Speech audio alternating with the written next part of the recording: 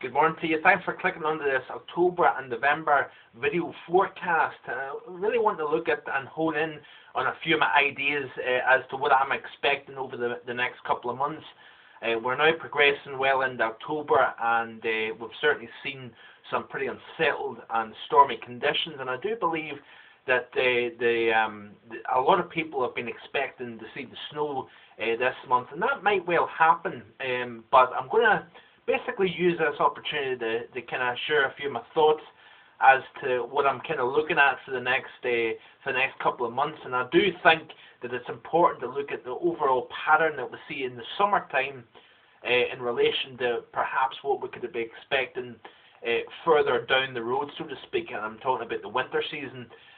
But certainly I do think that the weather that we've been seeing recently, we've seen a pretty cool August and September.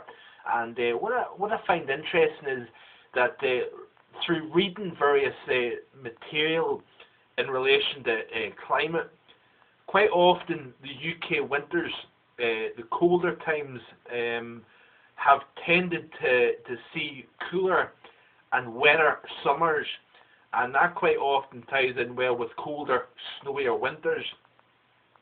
Past 2 years, of course, have been very severe in terms of the winter season.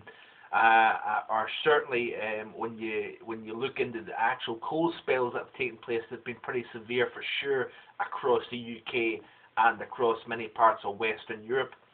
Now, what I find interesting is that, and I keep drumming in the idea that since 2007, since the epic flooding we've seen during the summer months of 2007, we've seen that persistency in the cooler, wetter summers, and I'm talking overall UK. I'm not talking about the southeast of England where they still have drought conditions in many areas. I'm talking about the overall UK as a whole. We've seen wetter and cooler summers, cloudier summers. The ridge has just simply not wanted to park itself over Western Europe. It's been more Central and Eastern Europe that have seen warmer, drier summers over the past few years. In particular, of course, last summer where we've seen the epic heat across places like Moscow and much of Eastern Europe. The summers continue to be wet and cool, and that has been the case this summer as well.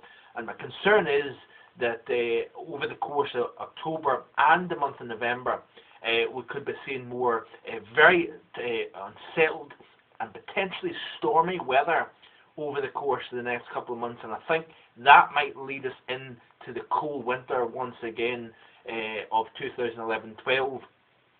I do think that we are going to see a few significant wind events across the UK. We've got a very warm air mass remaining over southwestern Europe. We've seen temperatures still well into the 30s in southern Spain, around the upper 20s, low 30s for central Spain and northern Spain. And that warm air mass, combined with the colder air masses trying to build over Scandinavia, Greenland, and the north, you can see those colours starting to become colder and colder.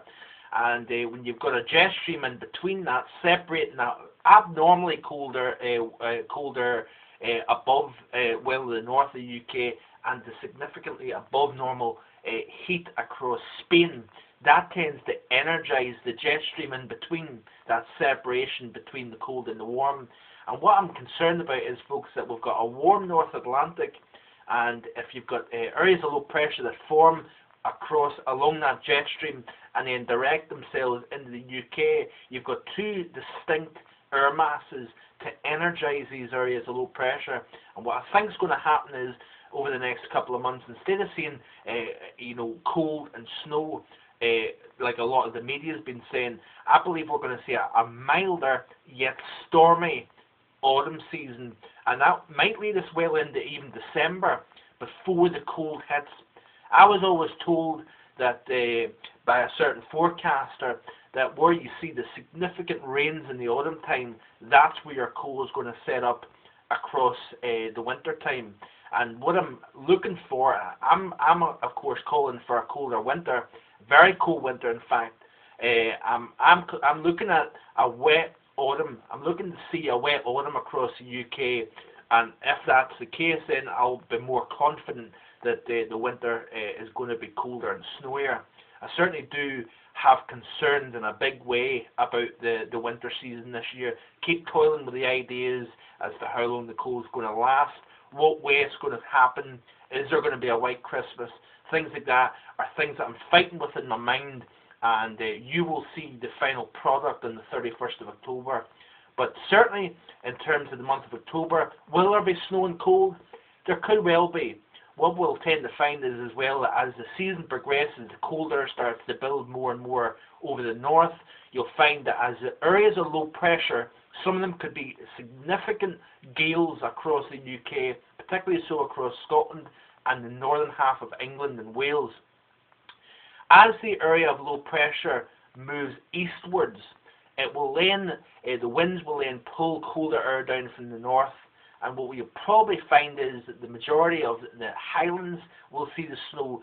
As for the central belt and points south, I don't think we're going to see snow in the month of October. We might well see it in November, but I certainly don't see a significant cold blast earlier in the year like we've seen last year. I think we're going to have a more 09 and 10 style winter where the cold and the snow is going to hit more around the mid to latter part of December, maybe about a week to 10 days prior to Christmas. I think that's when the winter will hit, and it will hit hard. And I do suggest that you be prepared for that, and get your plans in gear now for another severe cold snap. The coldest of the winter was last year was in mid-December. The coldest of this year, I think, will be in probably early January to mid-January, and I think we could be seeing temperatures that rival last year. That is, of course, a big concern in a lot of ways. But certainly stay tuned. That's a few thoughts for the autumn season, and I encourage you to keep checking back for more ideas. Have a great day. Bye for now.